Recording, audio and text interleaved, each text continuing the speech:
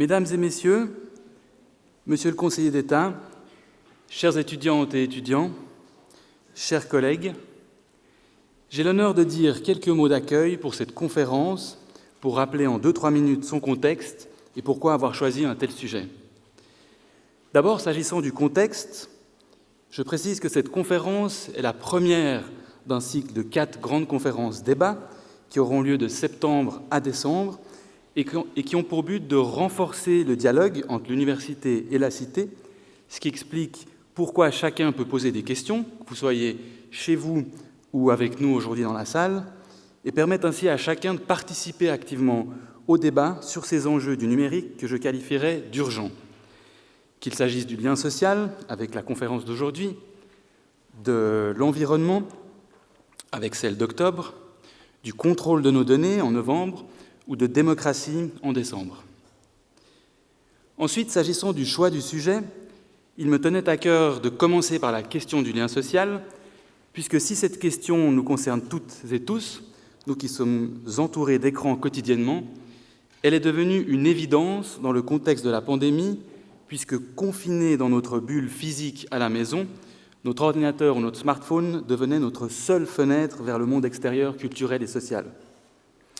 Alors pour un tel sujet, plutôt que de prendre position parmi les deux courants opposés, les techno-pessimistes dénonçant une crise du lien social et prônant le zéro écran, les techno-optimistes louant les opportunités des technologies, il semble plutôt préférable d'envisager le phénomène dans toute sa complexité à la lumière de différents prismes. Aujourd'hui, il s'agira du prisme du droit, sachant que les technologies permettent d'aménager les liens familiaux, via Skype par exemple, prisme des neurosciences, sachant que notre smartphone et les jeux vidéo agissent directement sur notre cerveau, prisme de la sociologie, sachant que la qualité du lien social est très différente entre le monde physique et numérique, et enfin, prisme des politiques sociales, sachant que les collectivités doivent composer avec cette évolution tout en gardant la même mission de cohésion sociale et du vivre ensemble. Et donc l'idée aujourd'hui est d'analyser cette complexité avec des expertes et experts qui apporteront de nouvelles clés de lecture et contribueront ainsi à ce que nous puissions mieux dialoguer ensemble et pourquoi pas renforcer les ponts et les synergies entre l'université, collectivité et la cité pour tenter, ou en tout cas contribuer à façonner ensemble un avenir numérique qui nous convient. Enfin, impossible de terminer ces mots d'accueil sans remercier les personnes qui ont permis un tel projet, bien entendu le rectorat pour son soutien, en particulier le vice-recteur en charge du numérique, toute l'équipe du Bureau de la transformation numérique, en particulier Seth Touizabé et Muriel Solimando, aussi Yves-Gan Mohamed, ainsi que le service de communication, Mélina Tiftikoglu et toute l'équipe technique, et enfin Heidi News, partenaire de l'événement. Sans plus attendre, je laisse la parole au modérateur, professeur Antoine Geisbuller, vice-recteur en charge du numérique, pour présenter le déroulé et je nous souhaite une excellente conférence.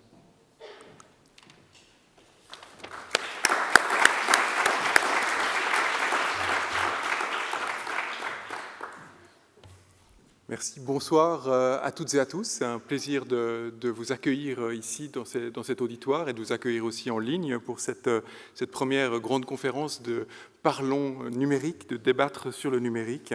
J'aimerais remercier le docteur Yaniv Benamou et toute son équipe pour le travail de conception et d'organisation de cette série de conférences. Organisation qui s'est un petit peu compliquée avec l'arrivée du coronavirus. Le fait de débattre du numérique s'inscrit dans la stratégie de l'Université de Genève, une stratégie qui ne s'intéresse pas qu'aux enjeux technologiques du numérique, mais qui s'intéresse véritablement à la transformation de l'université à l'ère du numérique.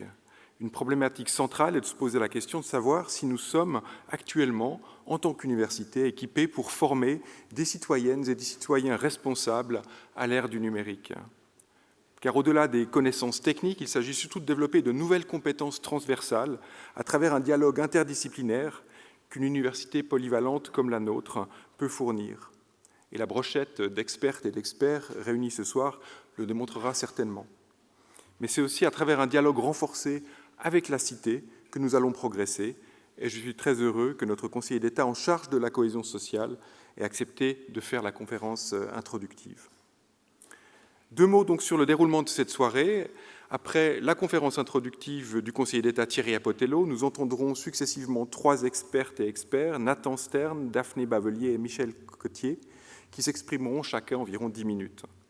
Nous passerons ensuite le micro à 2 étudiants qui suivent, comme plus de 200 autres, un nouveau cours transversal qui s'appelle « Comprendre le numérique » et qui ont été chargés de formuler quelques questions pour démarrer la discussion. Puis ce sera le tour du public, qu'il soit présent dans la salle ou qu'il nous suive à distance. Et pour celles et ceux qui sont à distance, l'application Slido permet de récolter vos questions, et ce d'ailleurs dès maintenant.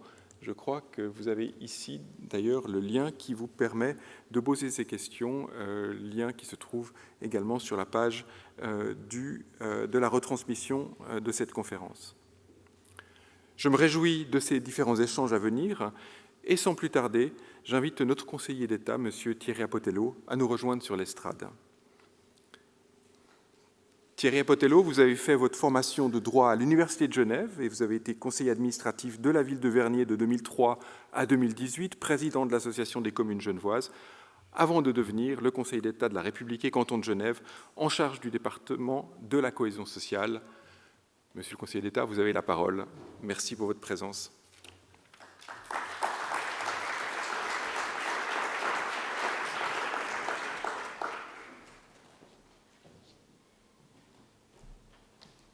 Quand on est conseiller d'État, on peut passer la manette à un collaborateur, ça fait plaisir. Merci Nicolas. Monsieur le vice-recteur, mesdames les professeurs, mesdames et messieurs les membres de cette magnifique université de Genève, mesdames et messieurs, chers invités. C'est évidemment pour moi un immense privilège que d'être avec vous ce soir pour ouvrir ce cycle de conférences intitulé « Parlons numérique ». Je pense qu'il aurait pu aussi s'appeler « Pensons numérique ».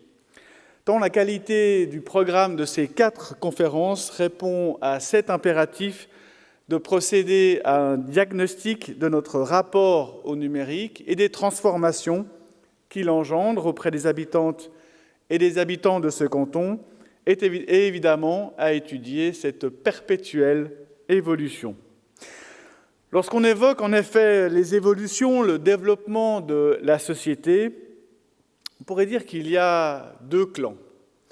2 clans que David Goodhart abordait sous l'angle plutôt d'un clivage de plus en plus fréquent, de plus en plus radical entre ces 2 camps. Et si je forçais un peu le trait pour aller plus rapide dans mon propos, on pourrait dire que les premiers sans cesse convoquent un passé glorieux, où tout le monde vivait en pleine harmonie, avant que le numérique vienne mettre à mal cette sérénité. Les seconds, au contraire, voient de manière peut-être très romantique, peut-être même idéalisée, le numérique comme le grand sauveur qui nous permettra de faire face à l'ensemble des défis communs de notre société. Par exemple, le réchauffement climatique ou encore le progrès social. Ces postures ne me semblent pas refléter la réalité. Il nous faut, à mon sens, impérativement trouver une voie du milieu en effectuant, sans phare, un diagnostic sérieux des critiques, en remettant au fond la science au centre des débats. Et à ce titre, l'Université de Genève, fidèle à sa tradition d'excellence, contribue ainsi à analyser, chercher, comprendre, fournir aux décideurs, aux décideuses, à la société civile, au fond, des clés de compréhension de ce qu'est l'objet numérique. J'en profite ici pour remercier très chaleureusement le professeur Antoine Gaspuller, le docteur Yannick Benamou, ainsi que l'ensemble de l'équipe du Bureau de la transformation numérique pour le développement et l'organisation de ce cycle important, Parlons numérique. À titre personnel et pour l'introduction de ce soir, le fait d'avoir choisi d'interroger le lien social et le numérique au début de ce cycle de conférences démontre, à mon sens, s'il était besoin, que ces deux pans entiers de notre société résonnent ensemble et évoluent de manière dialectique. Antonio Casilli, professeur de sociologie à Télécom Paris Tech, nous disait en 2016, lors d'une conférence à Montréal, et je le cite, « Les humanités digitales ont permis de déplacer le regard dans la direction des nouveaux mondes. Le lien social continue d'être la force qui dépasse les différences humaines et les écarts différentiels à la norme. La vie privée continue d'être un droit fondamental qui s'érige contre les abus et qui offre l'opportunité de s'autodéterminer face à la pression de la conformité culturelle.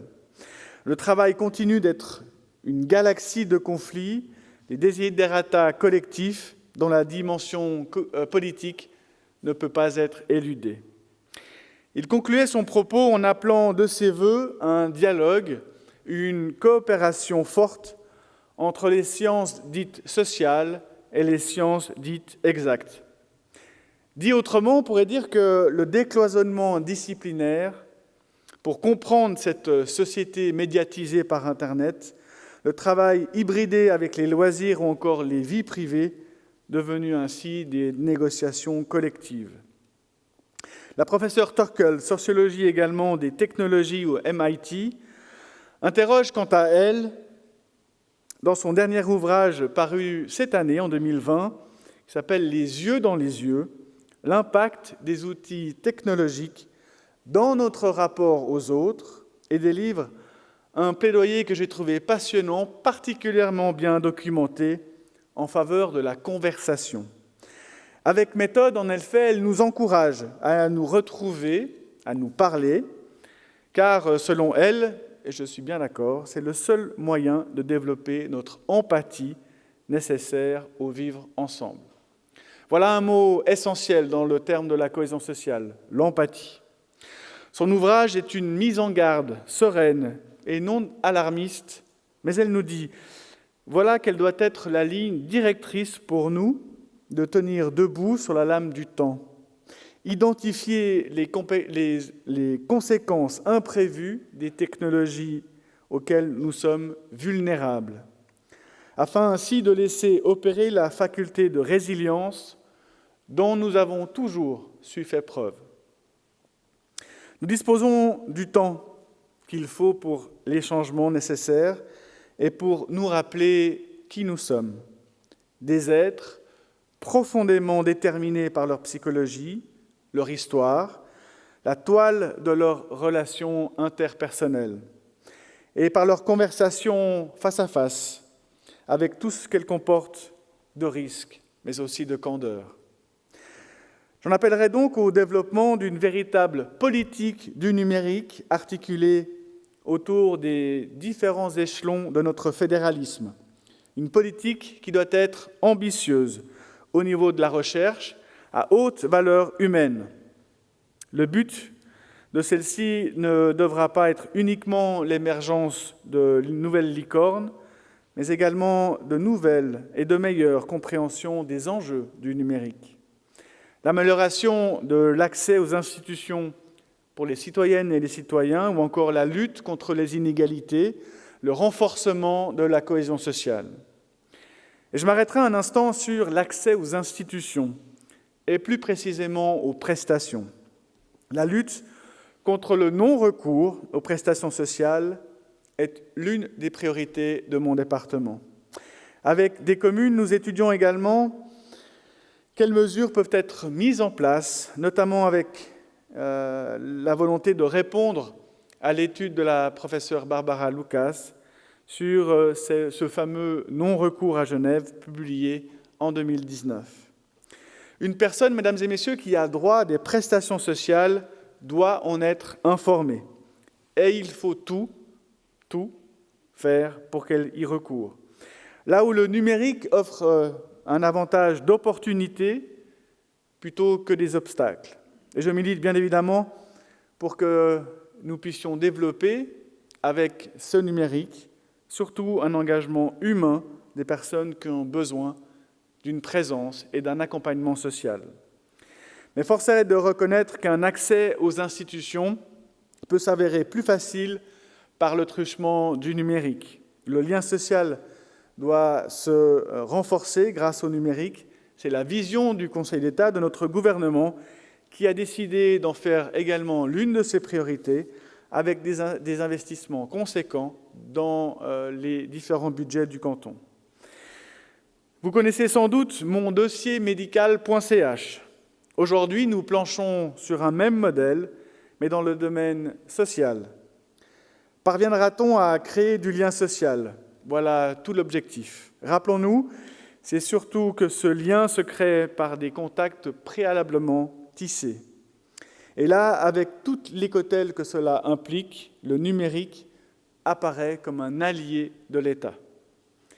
Le rajeunissement du Parlement fédéral, l'arrivée de nouvelles et de nouveaux responsables politiques qui ont grandi avec ce numérique, contribuera sans doute à une prise de conscience de l'urgence de faire du numérique une priorité, avec notamment la création d'un secrétariat fédéral d'État dédié. Je terminerai ici mon propos en citant, et c'est suffisamment rare pour que je le fasse avec vous, Jack Ma, fondateur d'Alibaba lors de la Vivatech de 2019.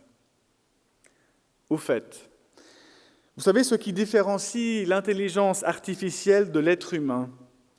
Les machines n'ont pas de rêve. Et tant que vous avez des rêves et que vous croyez en eux, vous n'échouerez jamais face aux machines. Rappelez-vous aussi de ce que disait Pablo Picasso. « Je n'aime pas les ordinateurs, ils ne donnent que des réponses. » Merci beaucoup.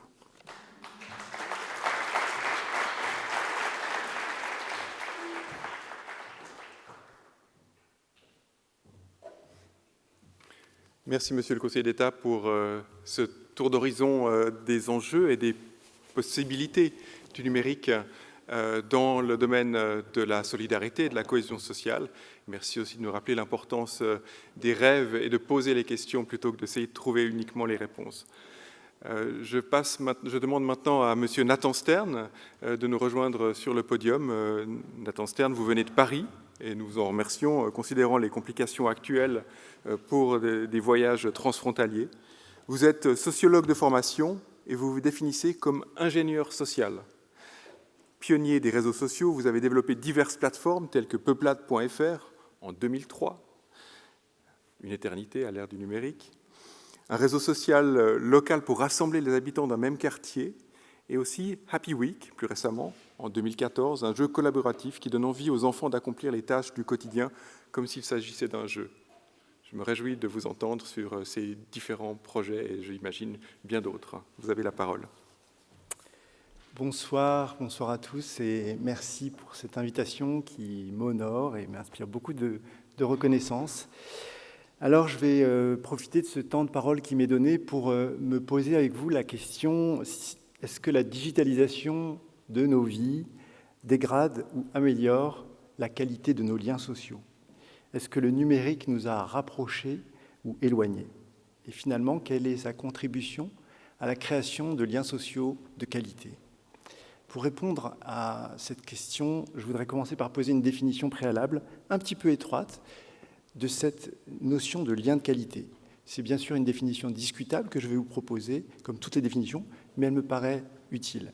Par lien de qualité, dans les minutes qui suivent, j'entendrai un lien épanouissant aux yeux des individus qui le nouent et qui favorise une solidarité effective.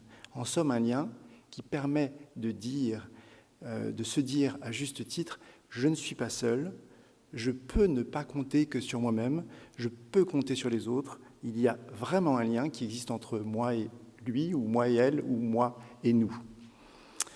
Avant de commencer, il est peut-être effectivement utile que je vous dise un mot de complément de mon métier. Depuis 2003, comme ça a été dit, je travaille sur l'amplification de l'empathie. Je m'efforce d'élever le niveau d'empathie dans des contextes sociaux bien spécifiques, parfois le quartier, parfois l'immeuble.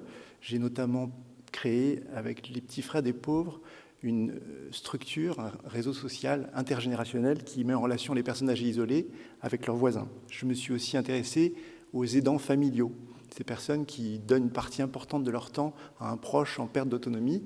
Et là, j'ai créé un réseau social téléphonique. J'ai essayé de redonner à cette vieille infrastructure, qui est numérique aussi, ses lettres de noblesse en matière de conversation collaborative.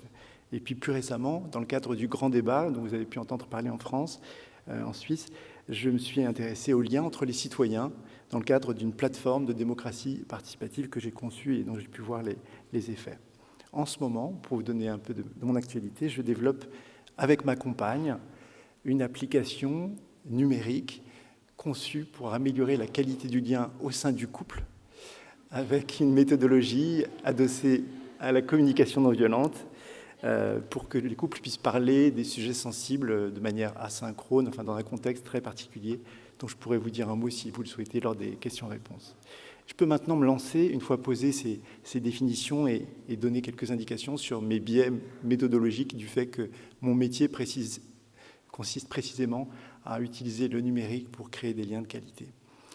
Alors je veux commencer par dire que le lien n'a pas attendu le numérique pour subir une crise extrêmement grave, extrêmement sévère.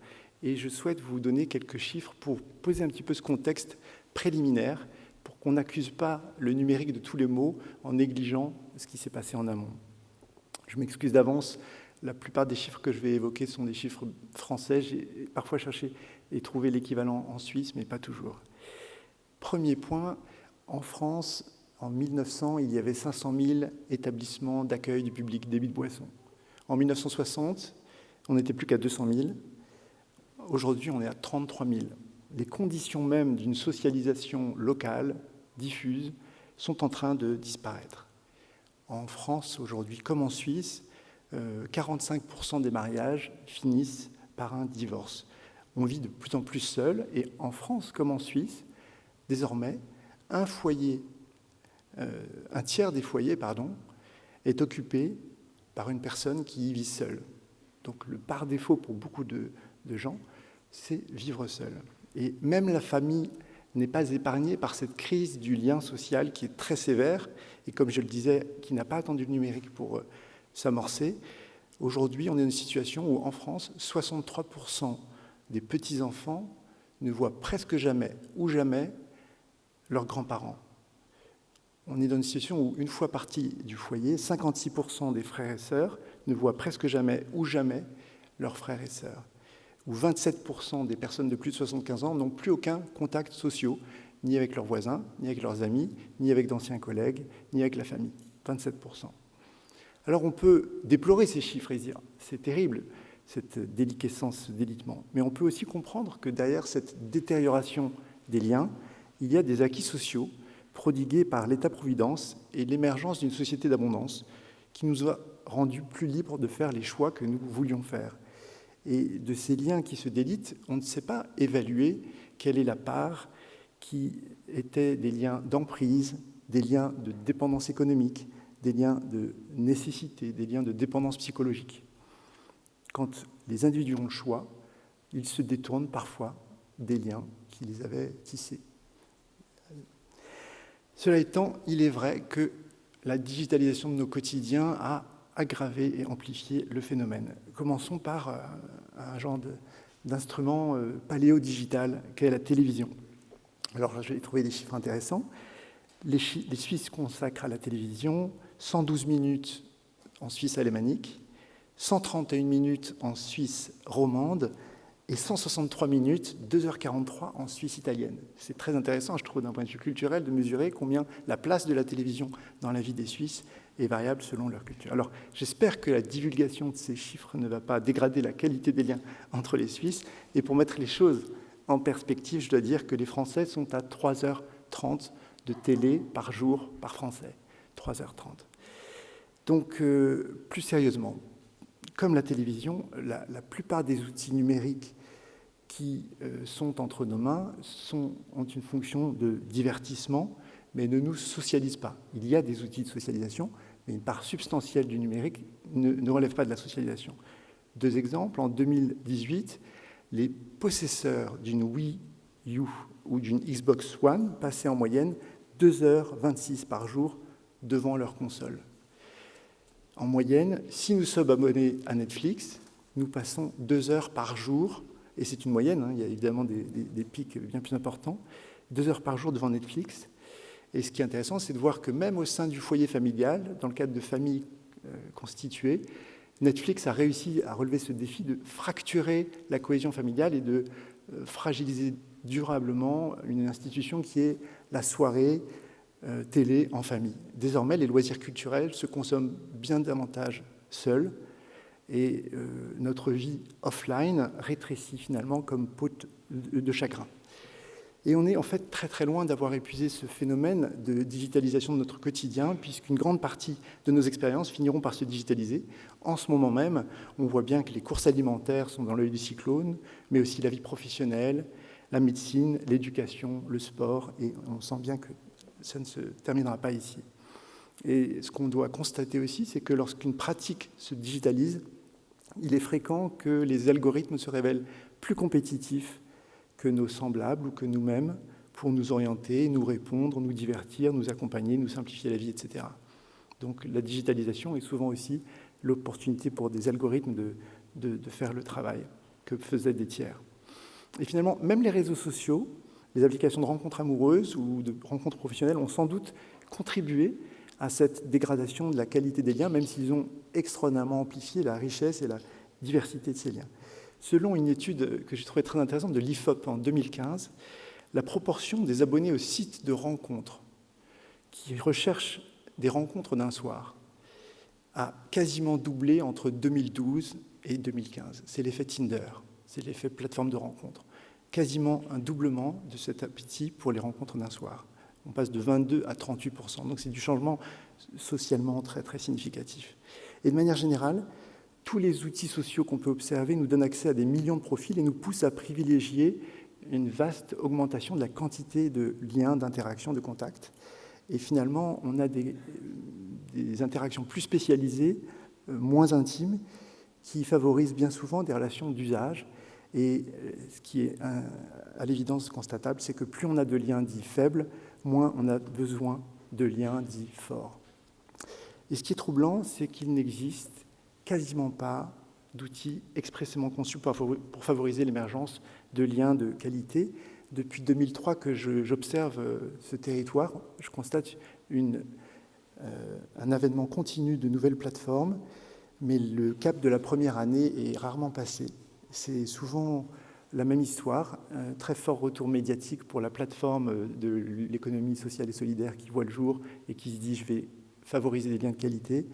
Et puis, en fait, les actes ne suivent pas les paroles et l'adhésion unanime ne donne pas lieu à de l'engagement. Donc, on veut un autre monde, mais pas tout de suite. On trouve que le couchsurfing, c'est formidable, aller chez l'habitant, échanger avec lui, mais en fait, c'est Airbnb qui a gagné la partie. Et très systématiquement, on privilégie les offres qui répondent à nos besoins de base plutôt qu'aux offres qui s'appuient sur du lien social. En fait, ce que j'ai appris au fil de mon expérience, c'est que le lien ne fait pas partie aujourd'hui de nos besoins de base. C'est vraiment ce que m'a appris ma vie professionnelle. Ce désir de lien social n'existe que sur le papier, dans les discours, dans les déclarations, dans les intentions, mais c'est toujours autre chose qui justifie qu'on veuille se rapprocher les uns des autres. C'est toujours autre chose que ce désir de lien. Alors il semble au fond de moins en moins facile de trouver des humains qui soient compétitifs face à la compétition déloyale des équipes de scénaristes de nos séries préférées, qui ont chargé chaque minute de l'expérience qu'ils vont nous faire vivre de tout un tas d'idées brillantes. Et au fond, le souci, c'est qu'on arrive de moins en moins à faire le poids, d'où ce déséquilibre en faveur d'expériences digitales individuelles non socialisantes. Et le souci, c'est qu'on a plus que jamais besoin de liens, plus que jamais. Derrière le lien, en fait, ce qui se joue pour nous, c'est clairement l'accès à l'autre dans sa réalité. Et ne plus vivre en lien, c'est sans doute prendre le risque de perdre notre connexion au réel. Un petit exemple, parce que par autre, je n'entends pas seulement les humains, mais aussi toutes les autres espèces et tous ceux avec qui nous sommes dans une interdépendance. on a perdu entre 2 tiers et 3 quarts des insectes, avec toutes les conséquences sur la faune et la flore. Notre lien à ces espèces est tellement relâché qu'en fait, on ne peut pas traduire cela en ressenti ou en... Voilà, donc la catastrophe écologique en cours a bien du mal à susciter chez nous autre chose que des émotions, des indignations, mais cette fragmentation de nos vies individuelles témoigne qu'on a une vraie crise du lien avec les autres. On le voit dans les élections américaines et dans nos élections aussi en Europe. On le voit aussi que cette fragmentation est vraiment préjudiciable. On a vraiment besoin les uns des autres pour nous émanciper de ce consumérisme relativement autocentré qui aujourd'hui constitue un risque majeur pour l'habitabilité de notre planète. Donc au fond, on a besoin de liens pour se réveiller, pour apprendre à cultiver notre goût du réel. Ce qui se joue dans le lien, c'est vraiment la connexion à l'autre, la capacité qui est aujourd'hui encore balbutiante à appréhender le réel et à comprendre ce que ça veut dire appréhender le réel. Je ne doute pas qu'on va y arriver grâce au digital. On a inventé la science, on a inventé la Suisse, on a inventé les États-providence, on a envoyé des humains sur la Lune et on est au fond exceptionnellement talentueux sur le plan technique. Et il n'y a pas de raison qu'on ne développe pas aussi une technicité dans le champ social, dans le champ du lien grâce au digital. Et le digital est incomparable pour créer des contextes sociaux sur mesure, dont on va pouvoir définir les codes, les règles du jeu, les conditions d'admission ou d'exclusion, les manières de se définir et d'interagir. Et aujourd'hui, on sait quelles conditions de température et de pression il faut ajuster pour que naissent des liens de confiance, de coopération, de solidarité, de bienveillance. C'est une question aussi de technique, d'ingénierie sociale, comme je le dis. Et les progrès de la connaissance en neurosciences, en psychologie sociale, en ergonomie, en design, nous permettent d'avoir toutes les cartes en main. Il suffit vraiment de vouloir créer des outils dédiés à la production de ces liens forts, mais ça ne marchera que si nous cessons d'être naïfs à l'égard de notre propre fonctionnement, de nos propres déterminismes, et que nous ne fassions pas que appel à nos valeurs, à notre conscience ou à notre intérêt pour le vivre ensemble, que nous acceptions que nous sommes ce que nous sommes, et qu'il faut mobiliser bien d'autres leviers pour nous attirer et nous maintenir ensemble suffisamment longtemps pour que des liens de qualité se créent. Je crois sincèrement qu'il n'est plus temps de se demander si le digital est bon ou pas. L'histoire s'écrit désormais en ligne, irrésistiblement, et notre avenir dépend étroitement de notre capacité à utiliser ce digital pour créer des liens de qualité. Je vous remercie.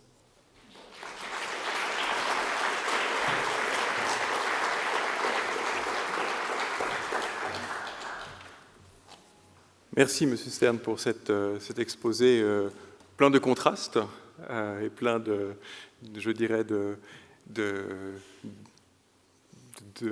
doutes, mais aussi de promesses. On voit que votre métier d'ingénieur social est promis à un avenir important, mais aussi à des difficultés encore de savoir comment véritablement trouver cet équilibre entre technologie et humanité. Je pense que c'est un des grands enjeux auxquels l'humanité va devoir faire face ces prochaines décennies. En tout cas, merci pour votre intervention et on se réjouit de la discussion qui va suivre. Mais pour l'instant, j'appelle sur le podium la professeure Michèle Cottier. Vous êtes professeure ordinaire de droit civil à l'Université de Genève depuis 2015 et directrice du Centre d'études de technique et d'évaluation législative, le CETEL, depuis 2019. Vos domaines de spécialisation sont le droit des personnes physiques et de la famille, le droit des enfants, la sociologie du droit et la perspective de genre en droit. Peut-être m'expliquerez-vous, c'est une bonne chose que je communique parfois avec mes enfants nés avec le millénaire par WhatsApp, alors que nous vivons dans la même maison, un paradoxe du lien familial à l'ère du numérique. Vous avez la parole et je me réjouis de vous écouter. Merci beaucoup, Monsieur le vice-recteur, Monsieur le conseiller d'État, chers étudiantes et étudiants, mesdames et messieurs, chers collègues. Le droit de la famille, au moins en Europe, est l'un des domaines de la science juridique qui a découvert assez récemment la numérisation comme un possible sujet de recherche. Je ne pourrai donc pas vous présenter aujourd'hui des résultats de recherche très élaborés, mais plutôt des questions qui se posent dans le contexte actuel et aussi quelques hypothèses. Donc, dans l'approche socio-juridique qui est la mienne dans le contexte du CETEL, une approche qui joint les connaissances juridiques avec les connaissances des sciences sociales, je propose de nous intéresser à 2 questions directrices. Donc, pour justement nous intéresser aux droits de la famille à l'ère numérique, comment les technologies numériques transforment-elles la façon dont le droit réglemente et reconnaît les relations familiales et comment le système juridique assiste-t-il les familles dans les moments de conflit et de crise et comment cette manière d'assister les familles a été transformée par la numérisation. Est-ce que nous pouvons observer de véritables innovations juridiques en vue de cette numérisation? Est-ce que les instruments existants sont assez flexibles pour s'adapter à cette transformation?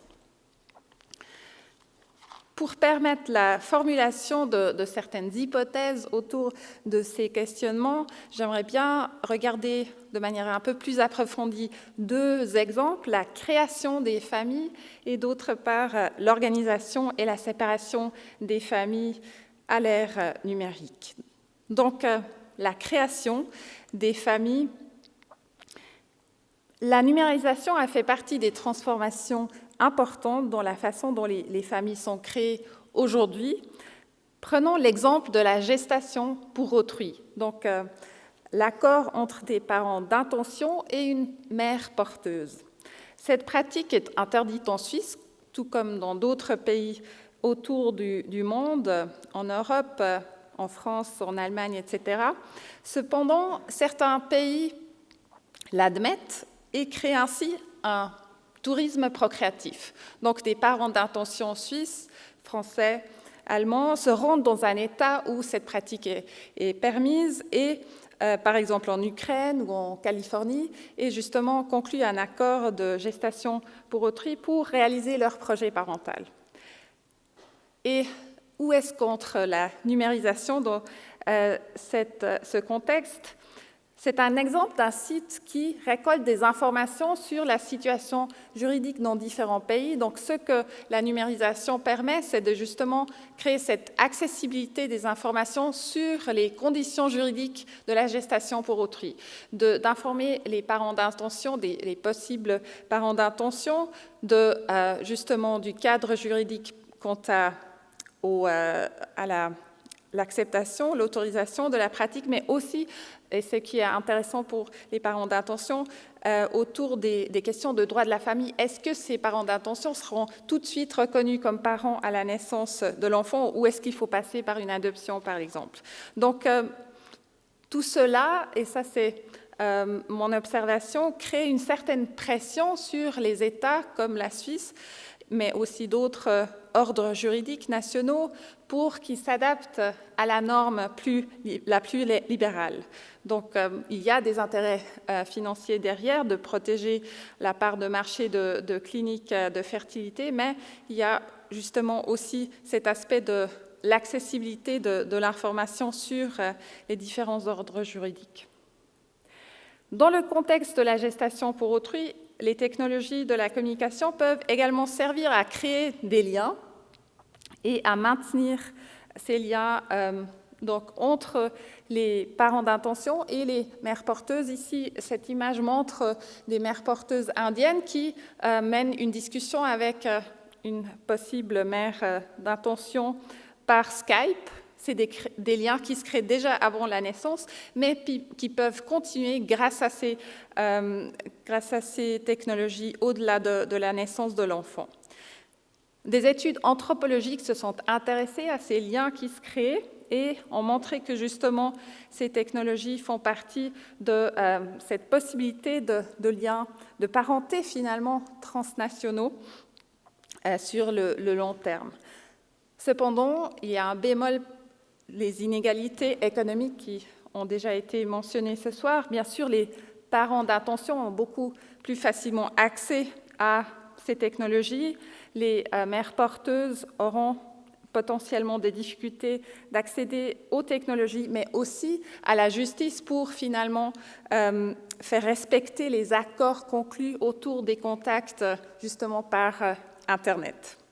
Donc, des conflits déjà autour des liens qui se dessinent. Donc, pour résumer, pour cette partie sur la création des familles, selon mes observations, l'Internet et les technologies de la communication ont fortement contribué à la concurrence entre les ordres juridiques en ce qui concerne l'accès aux services de fertilité, mais aussi justement autour de l'acceptation du statut de parent dans le contexte de la maternité de substitution. Et ces technologies permettent la création et le maintien de relations de parenté transnationales entre les parents d'intention, les enfants et les mères porteuses, avec un souci de mise en œuvre et de respect des accords autour de ces liens. Comme vous le savez toutes et tous, l'organisation des familles, qui aussi a été évoquée par notre vice-recteur, est grandement aidée par les technologies de communication. Les groupes WhatsApp de famille aident à justement à organiser le quotidien des familles. L'Internet et les appareils numériques sont également devenus essentiels pour rendre la coparentalité après une séparation ou un divorce plus facile. Donc, nous avons les groupes WhatsApp plus généraux avec toute l'ambivalence. Les membres de la parenté ont peut-être plutôt envie de quitter. Mais pour la coparentalité après séparation et divorce, il y a ici un exemple d'une application qui s'appelle Two Homes, avec la possibilité justement d'un calendrier commun pour organiser la garde alternée d'enfants après une séparation. Un autre exemple, ce sont les contacts par Skype après une séparation qui permettent de garder un lien même sur des très longues distances au-delà des frontières et même entre différents continents. Cependant, le confinement nous a rendu perceptible à toutes et tous que finalement, on ne peut pas vraiment dire que le contact virtuel remplace les rencontres en personne, les soins prodigués à un enfant. Et effectivement, la psychologie met en garde contre un trop grand optimisme à cet égard donc de contact virtuel entre parents et enfants. Les médias sociaux peuvent également faciliter les comportements violents. Ça fait aussi partie des relations intimes et familiales, telles que le harcèlement en ligne. Comme certaines études le démontrent, le cyberharcèlement est particulièrement fréquent chez les couples en instance de séparation ou de divorce. Donc c'est une réalité qu'il s'agit maintenant à prendre en compte dans le contexte de la justice familiale. Et l'autre image à la droite montre une pratique qu'on appelle dans la littérature sharenting, donc sharing and parenting, de partager des images sur les réseaux sociaux. Et c'est aussi un phénomène qui crée des litiges, des disputes autour de la parentalité. Je vous mentionne un exemple suisse du canton de Neuchâtel où il y avait un litige autour du fait que le papa d'un enfant avait publié sur Facebook beaucoup de photos de l'enfant et la mère n'était pas du tout d'accord et a demandé l'instauration de mesures de protection de l'enfant qui interdisaient à ce père de publier ces photos. Le tribunal de deuxième instance cantonale a retenu que finalement c'était disproportionné d'interdire totalement ces publications, a pris en compte finalement les pratiques sociales acceptables de publier quelques photos pour aussi faire partie de la société.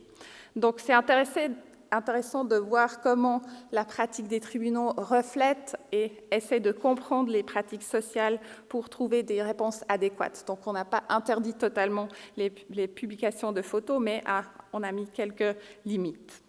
Donc finalement, nous pouvons retenir que l'Internet et les technologies de communication facilitent l'organisation et la mise en œuvre de la coparentalité après un divorce ou une séparation. dans la vie quotidienne, mais aussi au-delà des frontières et entre les continents, ont créé de nouveaux moyens d'exercer malheureusement un contrôle sur une partenaire séparée et ont créé de nouveaux objets de dispute parentale, hélas. Donc, pour revenir aux questions de départ, ces deux champs d'application vous ont donné quelques pistes de réponse, je pense. Le champ est cependant beaucoup plus large et je dis cela pour aussi intéresser les étudiants et étudiants potentiellement intéressés à un sujet de recherche. Donc, il y a d'autres exemples comme l'utilisation des visioconférences pour les auditions de parents et enfants dans les procédures de divorce, rendues possibles par une des ordonnances COVID-19. Il y a des questions d'utilisation des extraits des communications sur les réseaux sociaux comme preuve dans les procédures de droit de la famille, par exemple la photo de la Porsche pour prouver la situation aisée du débiteur de l'entretien, ou bien le remplacement des procédures judiciaires visant un test ADN d'un potentiel géniteur par des moyens disponibles sur Internet comme 23andMe, qui mettent en lien différents tests ADN soumis par des personnes, donc pour montrer les liens de parenté par ces sites Internet. C'est donc un vaste champ de recherche qui reste à explorer et j'espère vous avoir intéressé et vous remercie de votre attention.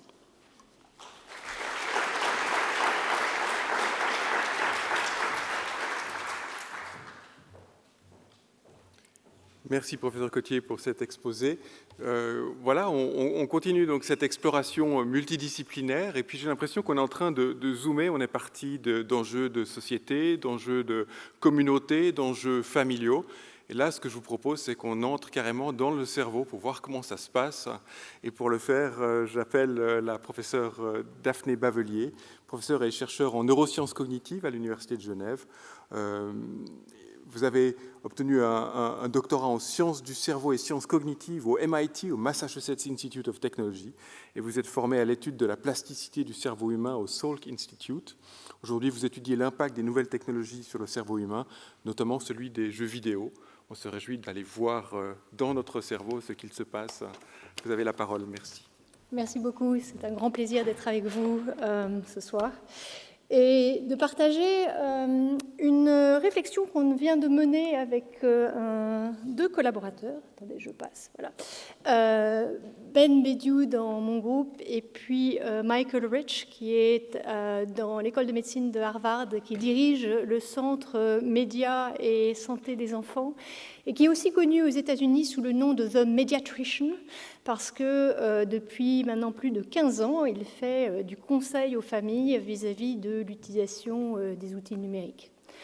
C'est une petite réflexion au sein d'un rapport plus large de l'OECD, tout ça vient en anglais, au sujet des enfants du XXIe siècle. Et ça part d'une constatation qui a été très bien illustrée par le conseiller d'État avant, lors de la première intervention, sur le fait qu'il y a énormément de confusion vis-à-vis du numérique. Donc il n'y a jamais eu autant de presse dithyrambique que de presse dystopienne à ce sujet. On est bombardé de propos soit très enthousiastes ou de cris d'alarme. Et ça donne même lieu à des recommandations qui peuvent paraître diamétralement opposées, comme par exemple l'OMS, qui en 2018 propose de classer comme maladie mentale l'addiction aux jeux vidéo, et puis qui en mars 2020 en fait crée des alliances avec deux grandes compagnies de jeux vidéo, Zynga et Blizzard Activision, pour réfléchir à comment utiliser les jeux vidéo pour aider au confinement et à la distanciation sociale. Alors, pourquoi est-ce qu'il y a tant de confusion ? Et il y a une part de responsabilité des scientifiques. Et la part de responsabilité des scientifiques, c'est qu'il y a une grosse partie de la littérature qui, jusqu'à maintenant, s'est intéressée au temps d'écran, le nombre d'heures que vous passez devant vos écrans, la fréquence avec laquelle un enfant utilise un écran. Et je vous ai juste cité là deux papiers relativement récents. Mais imaginez l'OMS faire des recommandations quant à votre santé physique par rapport au nombre de kilos ingérés par semaine. Que ça soit des carottes ou des bonbons, que ça soit des beignets ou des pommes, que ça soit boire de l'eau ou boire du soda. Quelqu'un qui mange 35 kilos par semaine ne va pas avoir la même santé physique en fonction de ce qu'elle ingère.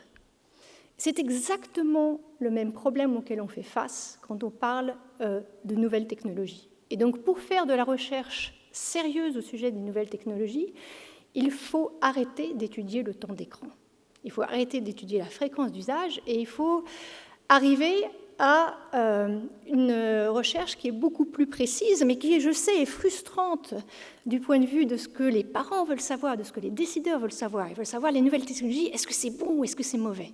Et comme on l'a entendu avant, il y a vraiment une voie du milieu. Il va y avoir du bon, il va y avoir du mauvais, et c'est vraiment un travail précis, de précision, de départager les deux. Alors, je vais vous donner des exemples de notre recherche qui ont à voir avec les capacités cognitives, pas tout de suite le lien social, mais par exemple, dans notre laboratoire, dans le cadre de la plasticité cérébrale, donc comment le cerveau apprend, comment on peut aider le cerveau à apprendre, on a pu mettre à jour, par des études dans le laboratoire, où on fait venir des participants et on leur demande de jouer à des jeux vidéo, et on les paye pour jouer à des jeux vidéo, on a pu montrer que les jeux de tir, des jeux qui sont des jeux de guerre ou des jeux de zombies, donc pas du tout les jeux qui sont plébiscités par la société, mais plutôt des jeux qui sont vus avec une relativement mauvaise presse.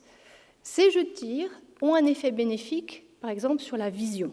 Et on utilise un certain nombre de leçons de cette recherche à des fins d'intervention médicale pour des enfants qui souffrent, par exemple, d'amblyopie.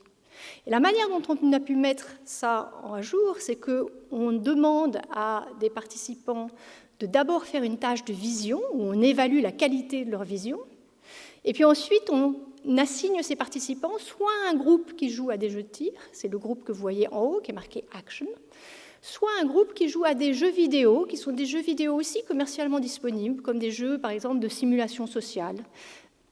Et chacun joue, et payé pour jouer, 30 heures par exemple, pour changer la vision. Et ce n'est pas 30 heures en 2 jours, non, non, c'est 30 heures sur une période de à peu près 6 semaines. C'est à peu près 5 heures par semaine, c'est des petites doses, comme tout apprentissage, répétées au cours de la semaine. Et au bout de ces 30 heures, on fait revenir les participants dans le laboratoire et on réévalue la qualité de leur vision. Et là, on peut montrer que ceux à qui on avait demandé de jouer des jeux de tir, ces action video games, ont une meilleure vision que ceux à qui on a demandé de jouer à des jeux de simulation sociale. Donc ça, déjà, ça démontre qu'au sein des jeux vidéo, quand un parent vient me dire « est-ce que les jeux vidéo, c'est bon ou c'est mauvais ?» Ben, je ne peux même pas vous dire si les jeux vidéo, c'est bon ou c'est mauvais, parce que différents jeux vidéo vont avoir différents impacts. Et en plus, là, je vous parle de la vision, mais si on parlait du lien social, ce seraient peut-être les jeux de simulation sociale qui auraient un meilleur impact que les jeux de tir. Donc ça va dépendre du jeu auquel on joue, et ça va dépendre de la fonction du cerveau à laquelle on s'intéresse. Donc ça, c'est une première constatation, et ça veut dire que la réponse va être plus compliquée que oui, c'est mauvais, ou non, c'est pas bon, mais elle va être intéressante, il y a un énorme potentiel. Il y a aussi du potentiel négatif. Et donc, par exemple, une autre constatation qu'on a pu faire dans le laboratoire, c'est qu'une technologie qu'on nous a beaucoup vendue, beaucoup d'entre vous ont sans doute des smartphones. Steve Jobs, il y a quelques 15 ans, nous a fait découvrir la joie de passer d'un média à l'autre et d'une activité à l'autre sur un téléphone et sur différents écrans, comme étant une augmentation de nos capacités, de notre efficacité au travail, de nos relations sociales. Or, on s'aperçoit que les gens qui font beaucoup de cette espèce de multitâche entre différents médias ont un très mauvais contrôle attentionnel. Il y a une relation négative. Donc ça, c'est le deuxième point, c'est qu'il n'y a rien d'intuitif par rapport à l'impact des nouvelles technologies sur le cerveau et notre comportement. Et la plus grosse erreur, c'est de se dire « Oh, je vois bien ce qui se passe, je sais ce qui se passe pour moi, donc je peux conclure pour les autres ». Il faut vraiment prendre la patience d'aller dans le laboratoire et de faire des études quantitatives par rapport aux effets du numérique sur le cerveau et sur le comportement. Donc c'est un travail de fourmis, un travail qui demande beaucoup plus de laboratoires comme le mien, qui travaillent justement sur l'impact des nouvelles technologies sur le cerveau et sur le comportement. Et c'est un domaine qui est extrêmement jeune. On est tombé dans ce domaine totalement par hasard au début des années 2000, dans un domaine scientifique, 20 ans de recul est très très jeune. Donc c'est normal qu'au point de vue des décideurs, au point de vue des parents, au point de vue des éducateurs, il y a un sentiment de balbutiement. On le reconnaît, on est en train de poser les bases d'une nouvelle discipline. Alors, on peut quand même vous donner quelques bases et quelques indicateurs. On sait qu'il faut considérer le type de médias. Donc, je vous ai montré qu'au sein des jeux vidéo, tous les jeux vidéo n'ont pas le même effet. Et bien sûr, utiliser des réseaux sociaux ne va pas avoir le même effet que jouer à un jeu vidéo. Il faut être très spécifique par rapport au type de média. Il faut être spécifique aussi par rapport au contenu. Un jeu vidéo qui a pour centre de découvrir différentes parties de la planète pour résoudre des énigmes et du coup de vous faire apprendre la géographie ne va pas avoir le même impact qu'un jeu de simulation sociale où il faut juste faire interagir des personnages les uns avec les autres pour construire une maison et une dynamique de famille.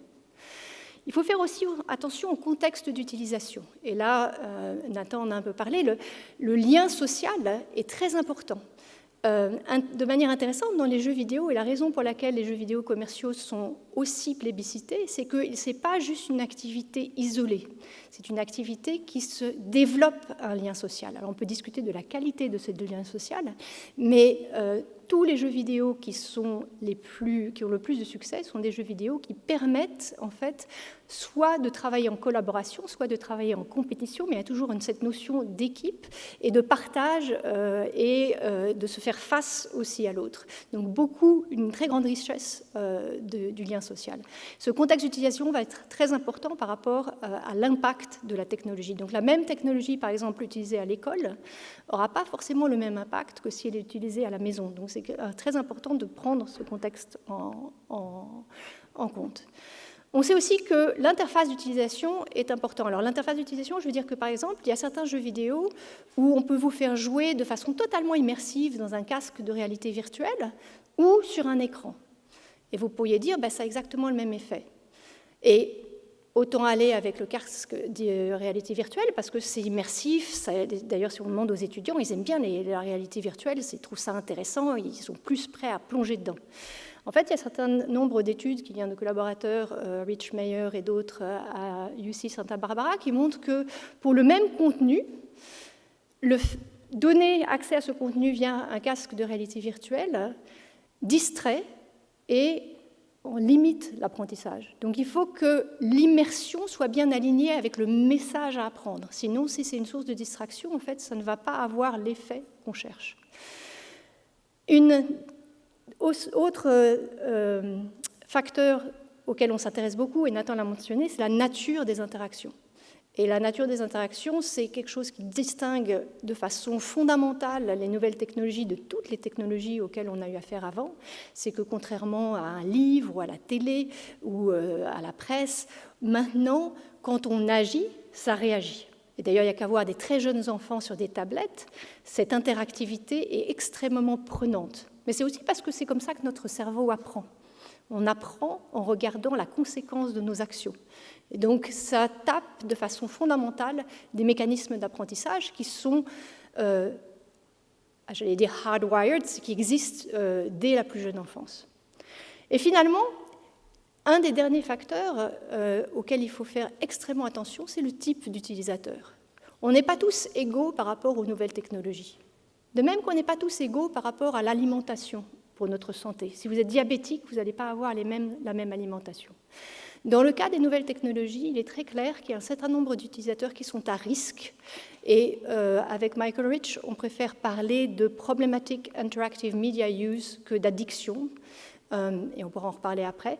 Mais c'est des individus qui ont, quand ils sont confrontés aux nouvelles technologies, une utilisation qui est malsaine et qui a un impact néfaste sur leur activité physique, leur activité sociale, tous les différents aspects de leur vie de tous les jours. C'est un point extrêmement important parce que ces technologies sont de nos jours accessibles à des enfants et à des enfants extrêmement jeunes, donc très vulnérables, des populations vulnérables. Et là, il y a une responsabilité des scientifiques, mais aussi des politiques, de réfléchir ensemble à comment mieux orienter le développement des nouvelles technologies. Il y a des développements qui sont extrêmement intéressants, très prometteurs, mais il y a aussi sans doute des erreurs qu'on peut éviter et qu'on se doit d'éviter dans un marché qui, en ce moment, est extrêmement libre. Donc, je vous laisse avec ces réflexions et je me réjouis de la séance de discussion que nous allons avoir. Merci.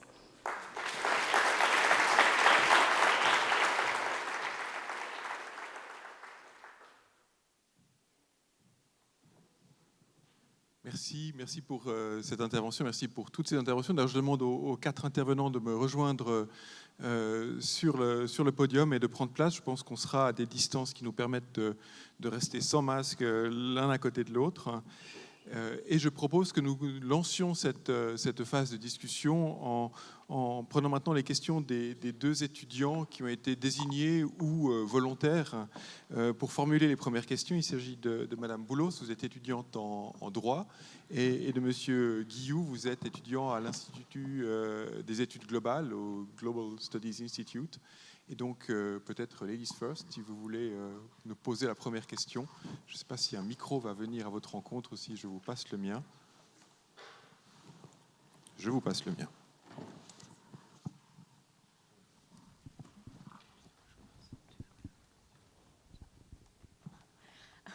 Bonjour à tous et à tous.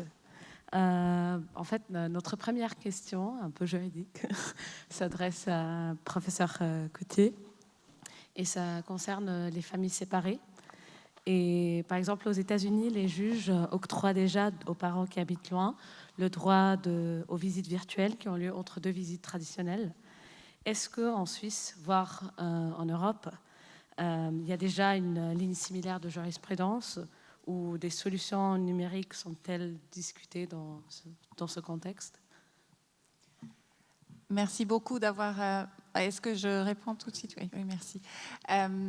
Merci beaucoup d'avoir mentionné les États-Unis. Le Canada est aussi un exemple ou un contexte où on est déjà très avancé sur ces questions-là. En Suisse, on commence le débat. C'est un objet de négociation, les visites virtuelles, surtout en cas de déménagement d'un parent à l'étranger. On va fixer aussi les temps de contact par Skype ou d'autres moyens. Donc ça existe en pratique comme un objet de convention ou de décision judiciaire. En même temps, il manque encore une réflexion plus approfondie au niveau de la science juridique et aussi interdisciplinaire autour de justement les limites, peut-être aussi les risques de trop d'emprise d'un parent par exemple WhatsApp. Donc, où sont les limites entre contact et contrôle? Ça, c'est un débat encore à mener, effectivement. Merci. Donc, la deuxième question, c'est pour Monsieur Stern. Ce serait pour savoir définir ce qui serait aujourd'hui vraiment un lien social dans un monde où on peut communiquer avec une personne qui est à des milliers de kilomètres de l'autre côté du monde, comme si nous voyions aujourd'hui une personne de l'autre côté d'une vitre. Nous pouvons vraiment avoir un réel échange, voir ses expressions faciales, etc. Est-ce qu'il y a une limite de ce lien social? Moi, je dirais qu'il y a une très forte neutralité des outils. C'est vraiment l'usage qui est fait des outils qui va déterminer leur valeur sociale. J'ai encouragé mon fils de 13 ans à s'inscrire sur Tandem, une plateforme d'échange linguistique. Il a tissé un lien très très fort avec une jeune femme, une jeune fille vietnamienne qui a son âge, qui vient d'un tout autre milieu. Et bien sûr que la création de ce lien a une valeur sociale inestimable. Ce que j'ai cherché à démontrer, c'est que le numérique est pris dans une dynamique sociale de fragilisation des liens forts, institués, réguliers, permanents.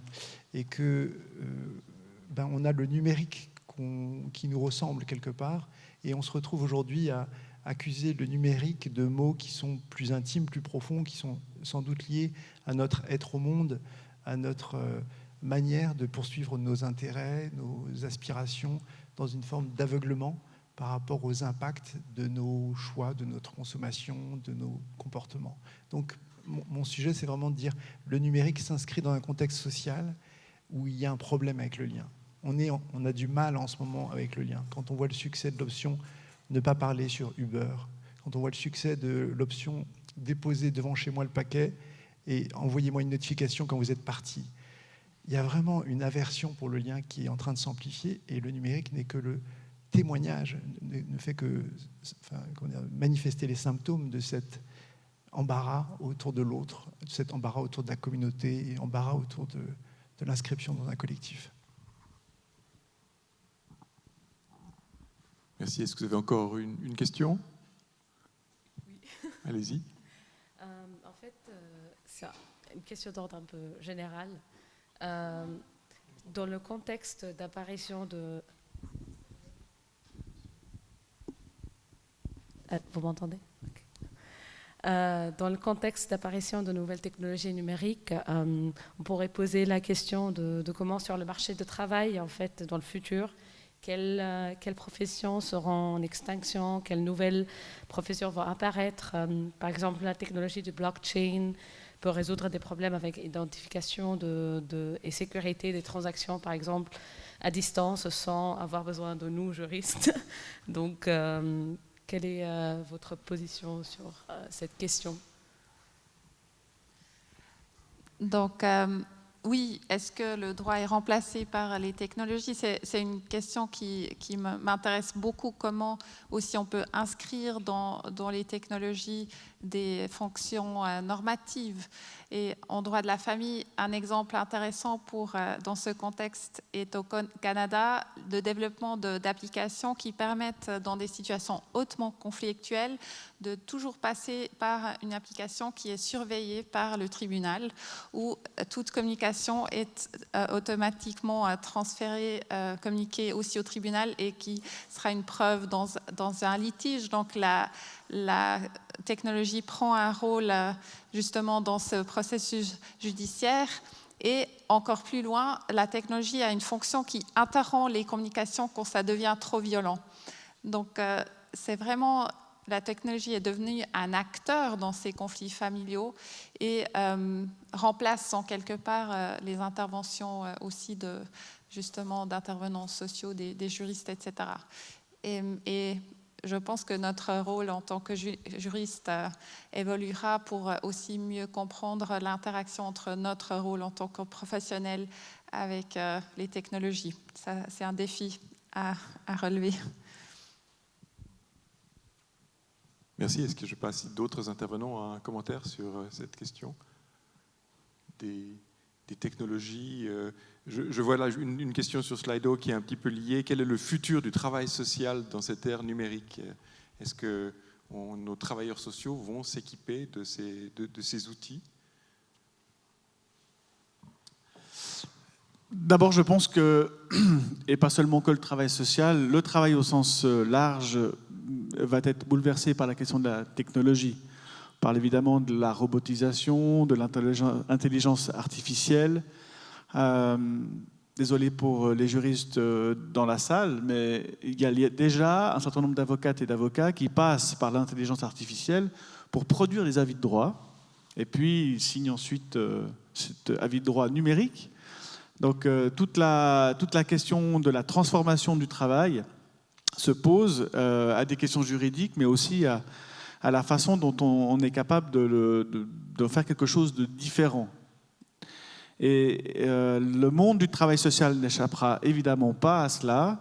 Par exemple, des entretiens, un peu comme les parents séparés, des entretiens dans le cadre d'une activité. J'y suis très opposé et je vais vraiment faire en sorte que nous puissions arriver à faire en sorte que des personnes rencontrent des personnes. Je pense que rien ne remplace cet élément essentiel de la relation humaine, pas seulement parce que, le confinement m'a montré plusieurs choses. Premier élément, c'est qu'effectivement, nous avons continué de tenir des réunions. Moi, je n'ai pas arrêté d'en faire. C'était très efficace pour l'objectif de la réunion. C'était complètement en dehors de la plaque, s'agissant des moments avant et des moments après de la réunion, qui sont, comme nous le savons toutes et tous, plus importants que la réunion en elle-même.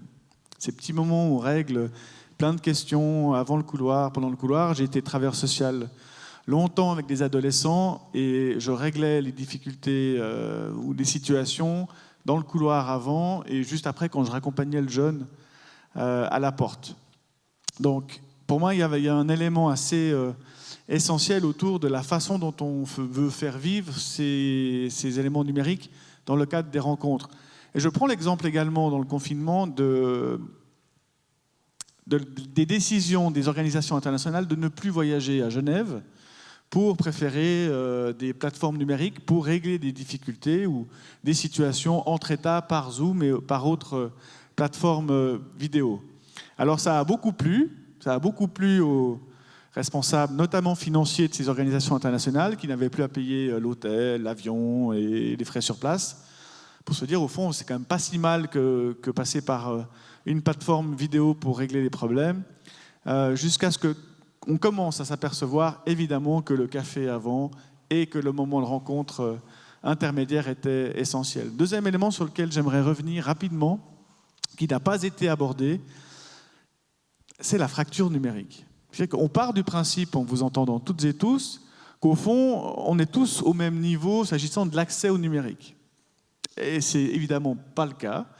Je le dis sur deux niveaux. Le premier, c'est la question de l'accès à la langue, par du principe aussi que dans la salle, on a une capacité de lire et de comprendre ce qui est sur nos apps diverses et variées. Or, on se rend compte que la question de l'analphabétisme est une vraie problématique à Genève aussi, dans les quartiers populaires aussi. La façon dont les étrangères et les étrangers qui ont un parcours de migration plus ou moins difficile et aussi avec une distance à l'apprentissage de la lecture, de la compréhension et de l'écriture pose effectivement aussi des défis, à mon sens. Et dernier élément pour moi, c'est l'école. Quand on a décrété le semi-confinement à Genève, que les écoles se sont fermées, certains enseignants et les enseignantes ont monté des cours en vidéo. Cela a montré pour moi un élément très essentiel comme enseignement. On s'est aperçu que même les élèves qui avaient toutes et tous des portables, quand il s'agit de se mettre à son ordinateur, d'avoir un écran et un ordinateur suffisamment moderne pour accéder à la plateforme, il y avait déjà des difficultés. Ensuite, il y a l'accès à la rapidité d'Internet, ce qui n'était pas le cas, puisqu'évidemment, il y a papa-maman qui travaille en télétravail, plus le grand frère, la grande sœur, qui est soit sur un jeu, soit sur autre chose, et qui bouffe la bande passante. Et quand l'étudiante et l'étudiant tentent péniblement de se connecter, évidemment, c'est difficile. Et pour moi, l'angle de la fracture numérique doit être également traité lorsqu'on parle du lien social à l'ère numérique pour lutter contre ces inégalités, peut-être des inégalités nouvelles, ou en tout cas qui se complètent avec des inégalités salariales, économiques, de santé, etc. Merci pour ces remarques importantes, effectivement. Ce que je vous propose, c'est qu'on passe maintenant à la discussion plus largement avec le public, et le public qui se trouve dans la salle, et aussi le public qui se trouve sur Slido. Et je crois qu'on peut faire afficher d'ailleurs les questions qui sont parvenues à travers cette plateforme en ligne. D'ailleurs, donc, je vois qu'elles sont mises en ordre de like. Donc on a des questions qui sont elles-mêmes jugées par les usagers comme plus intéressantes que d'autres. Et c'est intéressant de voir que la première, qui a été likée 7 fois, pose la question de peut-on faire preuve d'empathie au travers d'un brouillard numérique qui nous sépare d'autrui. Et celle qui vient juste après pose la question de savoir si la perte des liens sociaux est toujours une mauvaise chose. Alors peut-être, M. Stern, si vous voulez commencer à amener une réponse à ces deux questions. Je trouve passionnante ces questions. Je dirais que Enfin, j'ai envie de répondre en racontant une anecdote, plutôt une expérience. En 2003, donc, je me suis dit, je vais utiliser le digital pour contribuer à la création de liens sociaux. Et j'ai fait un diagnostic préliminaire.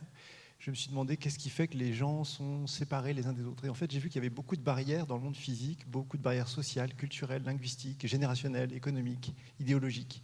Et je me suis dit, je vais créer un espace social dans lequel tous ces inhibiteurs du lien vont être absents. Donc je vais créer un espace social où on n'a pas le droit de se demander qu'est-ce que tu fais dans la vie, qui est une question qui tue. Parce qu'à partir du moment où la personne dit je cherche un boulot depuis 2 ans, bon ben ça y est, il est déclassé, etc. Donc c'est des questions très violentes sous leur apparence anodine. Et j'ai créé donc cet espace social qui s'appelait Peuplade, et on a vu vivre des liens où les gens ne savaient même pas, dans le profil sur Internet, on ne demandait pas l'âge, ni le sexe, ni les expériences. On demandait aux gens de se définir à travers leurs émotions, leurs valeurs, leurs aspirations, leurs rêves, et ils tissaient des liens dans un genre de brouillard numérique, mais qui avait une qualité d'intimité, d'authenticité, d'humilité qui était inégalable, précisément parce que on interagissait avec des personnes dont on ne connaissait pas le sexe. Et c'est très très rare d'avoir des interactions non genrées. Moi, je parle toujours à un homme ou à une femme. Et là, j'ai fait l'expérience de parler à un humain. Et c'était presque tabou de lui demander « mais t'es un homme ou une femme ?» Donc on parlait à quelqu'un, à un sujet humain. Et en fait, c'est une expérience très enrichissante. Donc je pense précisément que ce brouillard numérique est une extraordinaire opportunité d'inventer d'autres liens. Parce que les liens dans le monde physique ne sont pas satisfaisants. Si on prend le code en usage dans les immeubles, qui consiste à frapper à la porte, c'est très intrusif. À quelle heure on peut frapper? Est-ce que le dimanche matin, on est légitime à frapper? Et puis, quand on a mis de la musique, celui qui est dehors, il sait qu'on est là, donc on est obligé de lui ouvrir. Enfin, c'est l'enfer de devoir frapper à la porte ou de devoir ouvrir à la porte de quelqu'un qui frappe dans certaines conditions. Il y a plein de choses à inventer, beaucoup plus agiles, fluides, qui prennent en compte notre sensibilité, nos préférences, qui sont variables d'un sujet à l'autre. Et finalement, ce brouillard numérique est une extraordinaire, un lieu de gisement de créativité, parce qu'on doit inventer de nouveaux liens. On ne peut pas se contenter de nos liens amoureux, d'amitié, de collaboration. Il y a de nouveaux liens qui doivent émerger. Merci. D'autres perspectives par rapport à ces questions? Est-ce qu'on prend peut-être encore... Je suis 100% avec ce que vient de dire Nathan, c'est-à-dire qu'on rapporte un peu tout à ce qu'on a vécu, et donc on a une définition de la qualité du lien social par rapport à notre expérience du lien social. Et c'est très intéressant de voir des jeunes générations qui vont avoir grandi. Comme vous le disiez, dans le monde du travail, maintenant arrivent des gens qui sont d'ailleurs des dinosaures par rapport aux gens qui ont 2 ans, parce que les gens qui arrivent dans le monde du travail ont tout juste grandi avec les réseaux sociaux. Et ça va changer sans doute les attentes des participants de la société, et même peut-être les valeurs que la société va donner aux différents aspects du lien social. Ça sera peut-être même plus prisé de ne pas savoir si je m'adresse à Antoine Geisbühler, le professeur que je dois respecter, qui m'intimide, etc., ou juste quelqu'un comme ça que je connais derrière finalement vraiment un écran, mais peut-être beaucoup plus personnellement parce qu'il a partagé avec moi des choses qui sont beaucoup plus intimes que son apparence externe. Et donc ça pose vraiment la question de savoir qu'est-ce que la société va vouloir valoriser comme lien social. Parce que le numérique permet, là on le voit sur Slido, tout est anonyme, on ne sait pas qui pose les questions, et donc vous faites en fait une sorte d'éloge de l'anonymat comme une manière d'entrer autrement en relation. On a ce problème à l'université où on travaille sur l'anonymisation des examens pour pas qu'il y ait de biais lors de l'évaluation des résultats. Donc c'est une question intéressante parce qu'en même temps l'anonymat est perçu comme ayant un effet déresponsabilisant ou voire ouvrant la porte à toutes sortes de comportements parfois détestables qu'on voit aussi sur les réseaux sociaux.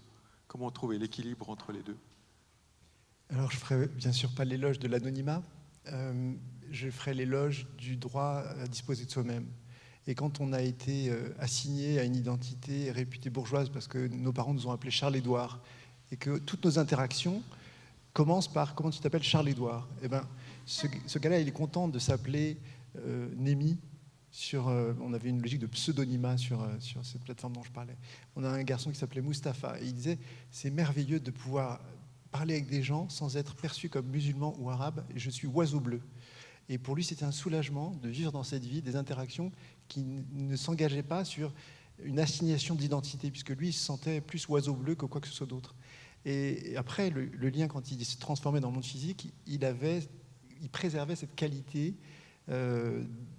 d'authenticité qui était née en ligne. Et pour moi, c'est vraiment la notion de créativité qui doit être à l'honneur, parce qu'aujourd'hui, avec 3 bouts de ficelle, on peut inventer une sociabilité, un petit milieu social, une micro-société dont les règles sont alternatives, elles peuvent être mises à jour et tout peut s'inventer. Et on a tellement besoin de nous connecter autrement, puisque les connexions qu'on nous a proposées dans le monde traditionnel, en fait, visiblement, on s'en détourne. Il faut faire ce constat. Merci. On va prendre une dernière question sur Slido. Pour ceux qui aimeraient poser des questions dans la salle, je vous prie de lever la main. On est un petit peu ébloui par ici, donc on ne voit pas tellement, de telle sorte que Muriel ou d'autres puissent vous amener un micro. Mais donc la question qui est remontée pendant nos discussions, c'est une question aussi sur l'inclusion, pas uniquement de la fracture numérique, mais aussi pour les personnes handicapées. Donc pour des personnes handicapées, malvoyants, malentendants, comment pouvons-nous leur garantir un accès au numérique ? Est-ce que quelqu'un veut se lancer dans un élément de réponse? Ce n'est pas une question facile. Non, mais je crois que fondamentalement, le numérique peut amener une aide bienvenue pour celles et ceux qui sont porteurs de handicap. C'est l'occasion de porter effectivement la question de l'inclusion, et je remercie de la question. Ça fait partie des inégalités que j'évoquais, parce qu'effectivement, quand on est derrière un écran, qu'on soit en situation de handicap physique ou par exemple mental, c'est le numérique qui permet une interaction sans trop de barrières et de difficultés. La question de la qualité de la relation peut tout à fait se construire en fonction de ce que les personnes ont envie d'échanger, plutôt que de partir, si on reparle de Mustapha ou de Charles-Édouard, c'est à peu près la même base de réflexion, en tout cas le même souhait de dire on dépasse, je dirais, des préjugés. À cet égard, en écho à ce que Nathan Stern évoque, j'arrive pas encore, en vous entendant, à me satisfaire de la situation et de passer à autre chose. Parce que quand je vous entends parler de Mustapha, pour reprendre cet exemple, ce qui s'évoque chez moi, c'est l'idée de me dire je ne peux pas laisser faire la société en acceptant qu'on traite Mustapha de cette façon. Et donc je me dis, et que si on part du coup, on est obligé de passer par un réseau social aussi bourré de valeurs positives telles que vous le mentionnez, pour faire en sorte que Mustapha soit oiseau bleu, pour avoir le sentiment d'être bien dans notre société, il y a encore un cap que je n'ai pas réussi à faire. Et tout mon engagement politique, mes valeurs portent sur l'idée que font celles et ceux qui accueillent Mustapha de cette façon-là doivent changer, et de les amener à changer.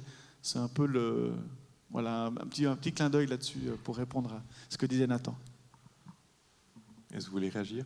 Je suis tout à fait d'accord. Et peut-être que cela peut contribuer. Je me souviens d'un garçon qui avait un handicap, puisqu'il n'a jamais pris la parole, il n'a jamais ouvert la bouche, il n'a jamais renseigné son profil. Et il venait participer à une sociabilité, il venait avec son petit pliant. Il passait ses journées dans un square qu'on avait un peu investi pendant tout un été. On était 50, 60. Et lui, il est venu tous les jours. Il n'a jamais ouvert la bouche, mais la communauté était tellement intégratrice que malgré son déficit de capacité de communication, il avait toute sa place. Et au fond, pour moi, un des enjeux, c'est que les citoyens, sur un mode plus collaboratif qu'autrefois, inventent des sociabilités très intégratrices, très intolérantes au racisme, aux stéréotypes, au sexisme, aux préjugés. Et quoi de mieux qu'une communauté en ligne pour poser ce cadre commun de délégitimation radicale de toutes ces formes de violence sociale, d'assignation, stéréotypes. Merci. Est-ce que nous avons quelqu'un qui a un micro? Essayez de le voir. D'accord. Voilà. Oui, bonjour. Vous avez la parole, oui. Bonsoir, je ne sais pas ce qu'il faut dire à cette heure-ci. Bonsoir peut-être.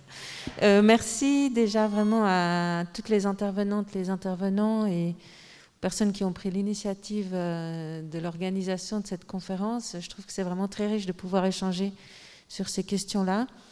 Moi, je suis professeure à la Haute École de Travail Social ici à Genève, sociologue, et j'aurais voulu ajouter un élément qui fait peut-être l'articulation entre cette question fondamentale du temps, qu'a mentionné la professeure Bavelier, le temps passé sur les écrans, et la question de la fracture numérique. Parce que je pense que les deux éléments sont articulés, c'est-à-dire que moi j'ai mené une recherche sur la place des écrans dans les familles en Suisse romande, et j'ai mené des entretiens finalement séparément avec les parents et avec les préadolescents, adolescents sur cette place des écrans dans les familles et donc dans les relations au sein de ces familles. Et la question du temps, elle est omniprésente, et ce que j'ai pu avoir comme résultat, c'est vraiment le constat d'un mépris, en fait, d'un mépris générationnel que les parents ont la plupart du temps par rapport aux cultures juvéniles en ligne, et aussi d'un mépris de classe. Il y a à la fois ce mépris générationnel et ce mépris de classe, parce que, en l'occurrence dans les familles plutôt des classes moyennes et supérieures, on pense que le temps, il faut qu'il soit bien investi, et le temps devant les écrans est forcément mal investi. Et donc, il y a toujours cette idée aussi que le bon usage, c'est lié à un temps limité. Donc, je trouvais vraiment intéressant cette idée qu'il faut sortir aussi de cette question du temps, et que derrière cette question se cache un double mépris entre les générations et de classe. Donc, je ne sais pas si ça vous invite à une réaction, mais c'était vraiment ce que j'avais envie d'apporter. Merci. Non, mais je vous remercie pour votre commentaire. Je pense que vous avez une très bonne analyse, c'est-à-dire que si les enfants de ces familles passaient le même temps, mais à lire Tolstoï ou Dostoïevski, on ne leur ferait pas la guerre, parce qu'il y a de nouveau un positionnement de quelle est la valeur que met la société sur ces activités. Et donc, c'est une question profonde qui nous a, beaucoup interpellés, puisque totalement par chance, on a découvert que des jeux vidéo, c'était à l'aube des années 2000, que des jeux vidéo de tir, donc c'est des jeux vidéo de guerre, c'est des jeux vidéo qui ont un contenu violent, qui étaient vus comme des activités de perte de temps totale, pouvaient avoir des effets bénéfiques. Et c'est apparu totalement par hasard, parce qu'on avait des résultats qu'on ne comprenait pas. Et donc, en fait, le jeu vidéo a été la clé d'une énigme scientifique. Et donc, c'est comme ça qu'on a démêlé les fils scientifiques de ces études et qu'on est parti sur l'étude de ces jeux vidéo-là et pas d'autres. Mais ça a mis en question quelle est la valeur que la société veut mettre sur ces activités. Et la jeunesse, là, nous bouscule un peu, parce que la jeunesse a trouvé un certain nombre de valorisations, Nathan en faisait référence, qui sont légitimes. Et donc, on se doit de repenser par rapport à leur cadre de référence et de ne pas leur imposer entièrement le nôtre, même si c'est difficile, parce qu'au point de vue politique, au point de vue travail, on a quand même une certaine responsabilité. Donc, il y a cet équilibre délicat qu'il faut trouver dans la discussion par rapport à cette voie médiane que vous appeliez, vraiment. Merci. Une autre question ? Bonsoir, j'ai deux questions pour Daphné Bavelier. Vous avez parlé des différents types d'usagers, certains étant plus vulnérables que d'autres. J'aimerais bien savoir, dans une société où la jeunesse qui a grandi avec cette société numérique, comment est-ce qu'on pourrait identifier ces individus qui sont plus impactés en négatif ? Et ma deuxième question, c'est justement ces personnes qui seraient victimes du numérique, qui seraient plus addictes. J'essaye de ne pas utiliser ce mot parce que vous avez évité de le faire. Comment est-ce que vous pouvez les protéger, étant donné qu'ils risquent à chaque fois d'être mis à l'écart, s'il faut les protéger justement dans ce domaine-là? Vous avez suggéré aux politiques de créer des normes. Est-ce que vous pouvez donner quelques pistes sur ces sujets-là ? Alors, merci beaucoup, c'est une question très riche. Donc il y a un grand nombre de mes collègues qui sont cliniciens, qui sont confrontés de façon journalière à la venue dans leur cabinet d'enfants qui ont des problèmes d'usage d'outils numériques. Et on considère qu'il y a problème d'un point de vue clinique lorsque ça affecte la qualité du lien social, ça affecte les résultats à l'école, ça affecte le bien-être physique, ça affecte l'humeur, donc on commence à avoir des dépressions. Donc c'est important de distinguer quand est-ce qu'il y a un problème par rapport au nombre de temps. Le nombre de temps n'est pas un diagnostic. Ce qui est un diagnostic, c'est l'impact sur tous les différents aspects du comportement de l'enfant ou de l'individu. Quand on regarde ces individus-là, la recherche semble montrer qu'il y a un certain nombre de comorbidités. Donc ça veut dire que c'est des individus qui ont d'autres sources de problèmes. Et donc il y a une grosse discussion en ce moment dans la littérature, c'est de savoir si le numérique est causal ou en fait si le numérique est révélateur. Et ça va être une question très importante à résoudre parce que si le numérique est révélateur, ça va pouvoir nous mettre en fait sur des pistes très jeunes de personnes qui sont à risque pour des comportements qui sont excessifs et nuisibles à leur santé mentale, à leur santé physique, et de pouvoir mieux les encadrer, justement. Donc ça, c'est au niveau clinique. Maintenant, les clés au niveau de la société, c'est sans doute de rentrer dans un partenariat entre les industries et les politiques.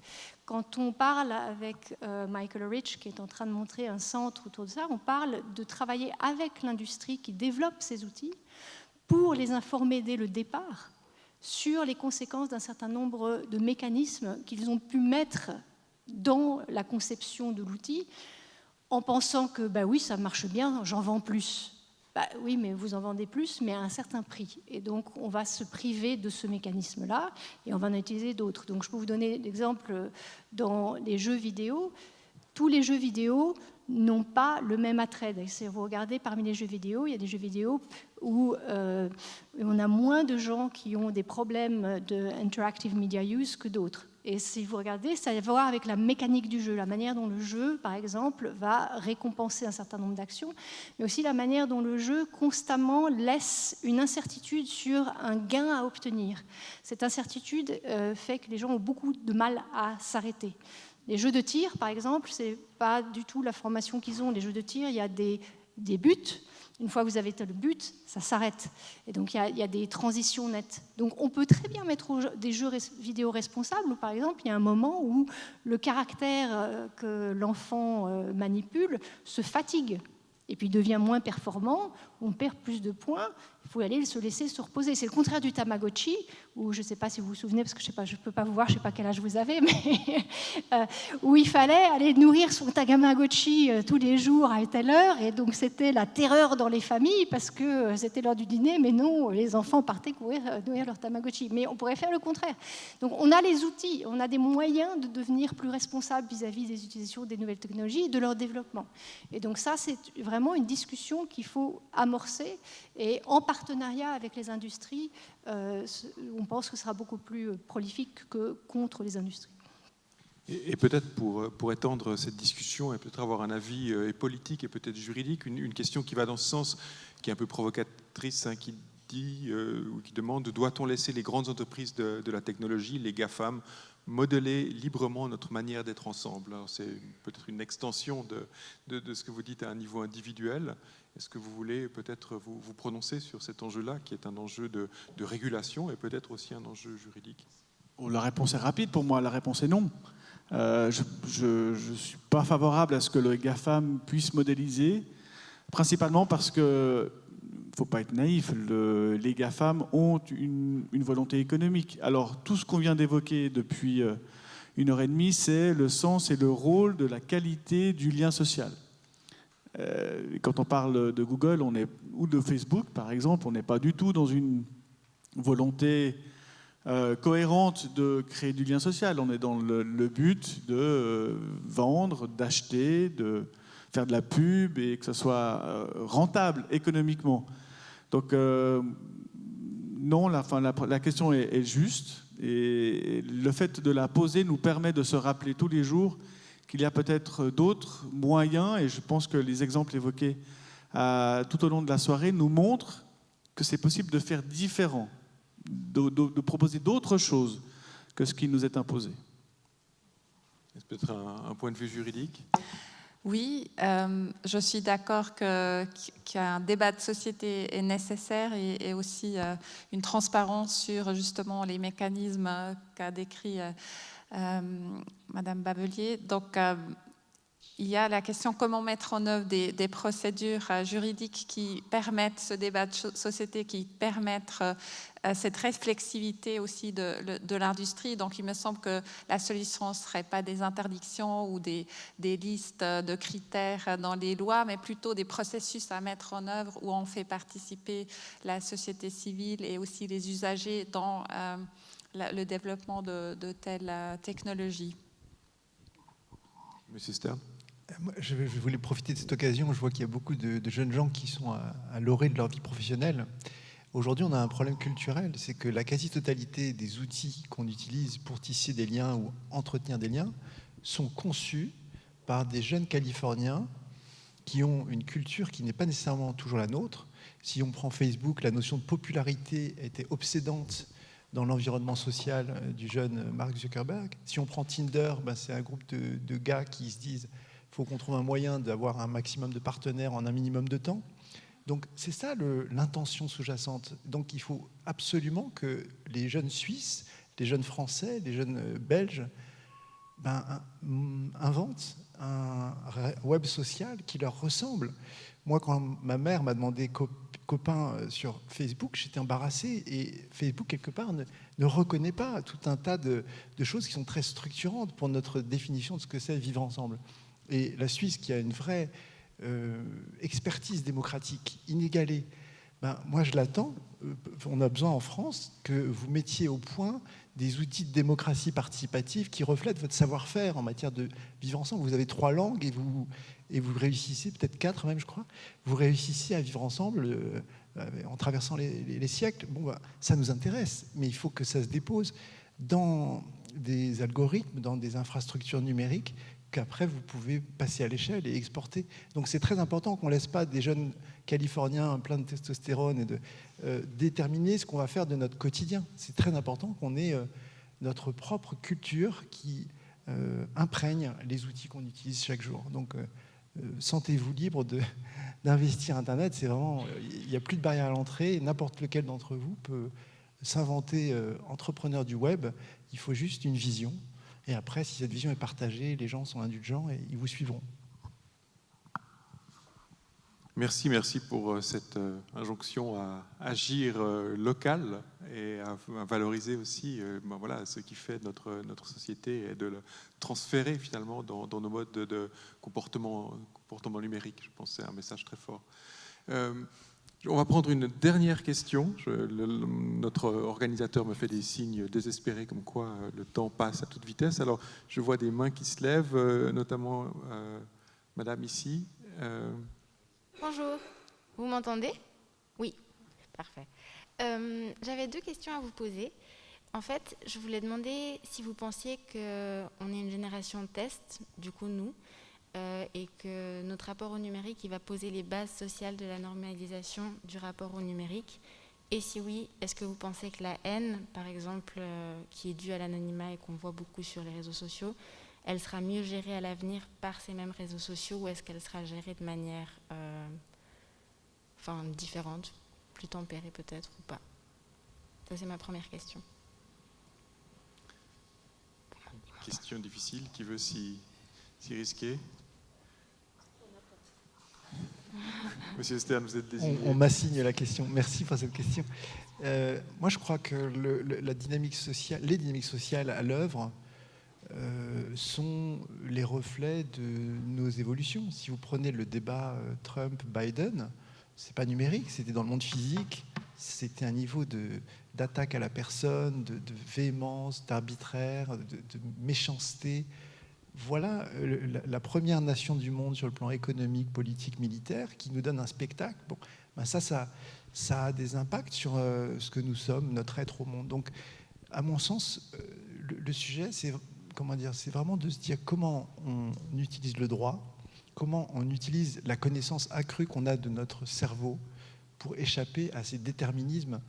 Parce qu'aujourd'hui, notre grand sujet, c'est qu'on n'est pas maître de notre désir et qu'il faut qu'on reprenne un peu la main sur notre désir. On a tous une sensibilité écologique, mais il ne s'est jamais vendu autant de SUV. On a tous une sensation que Amazon prend trop de place. Mais c'est tellement pratique, c'est rapide. Et donc, en fait, notre désir nous joue des tours. Il faut aujourd'hui que, par la connaissance qu'on a des mécanismes de l'addiction, de l'enfermement quelque part dans son propre déterminisme, qu'on échappe à cette servitude. Et je ne sais pas si vous avez connu ça en Suisse, mais en France, quand l'interdiction de fumer dans les tabacs est arrivée, les gens étaient catastrophés. Ils se disaient, ça va être l'enfer, on ne pourra plus passer des bons moments. Tout le monde était content. Le droit, souvent, nous met d'accord. On est bien content qu'une coercition s'exerce sur nos libertés individuelles et permette de créer des biens communs bien plus précieux que ces petites libertés qu'on nous a retirées. Donc, à nous aussi de nous battre pour que le droit nous aide à vivre ensemble, en harmonie, sans haine, sans inimitié, sans stéréotypes. Et ça, c'est vraiment la participation citoyenne qui va le permettre. Et Internet est un puissant catalyseur de participation citoyenne, pour autant qu'on le veuille bien. Voilà, je ne sais pas si j'ai répondu à la question, mais j'ai essayé de dire, c'est vraiment entre nos mains. J'aime bien cette réponse et je pense que c'est une belle conclusion aussi de responsabilisation citoyenne, finalement, de prendre notre destin en main, d'utiliser nos outils qui sont peut-être un peu numériques, mais qui sont aussi beaucoup les outils de la société, le droit, la politique, l'exemplarité, pour faire avancer la cause. Et bien sûr la science. Donc voilà, on a fait ici un tour d'horizon qui nous montre que c'est pas simple, hein. On est vraiment face à des enjeux complexes du numérique. Je pense que c'est aussi le but de ces discussions, c'est de montrer finalement qu'il n'y a pas de réponse évidente, de réponse simple. Parfois, on va trop rapidement à des solutions simplistes. Et je pense qu'on est dans un monde complexe à tous ces différents niveaux que vous nous avez amenés, différentes perspectives politiques, sociales, juridiques, neuroscientifiques. Et je pense que ça nous montre à quel point cette capacité de se mettre autour d'une table, de se mettre à débattre de ces enjeux avec ces différentes perspectives, avec ces différentes connaissances, avec ces différents niveaux de discussion est quelque chose qui est extrêmement important pour que progressivement on devienne, et ça c'est un des buts que l'on s'est fixé dans notre stratégie numérique, des citoyens responsables à l'ère du numérique, se dire qu'on ne va pas tous penser la même chose, mais qu'on va être responsables et outillés pour faire face à cette complexité. Donc j'aimerais d'abord vous remercier, les 4 intervenantes et intervenants, pour vos contributions et la richesse de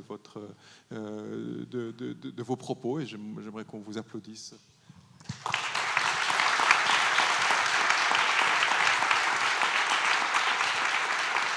J'aimerais aussi saluer toute l'organisation et la conception minutieuse qui a été faite par le docteur Yaniv Benamou et toute son équipe qui est ici présente ce soir.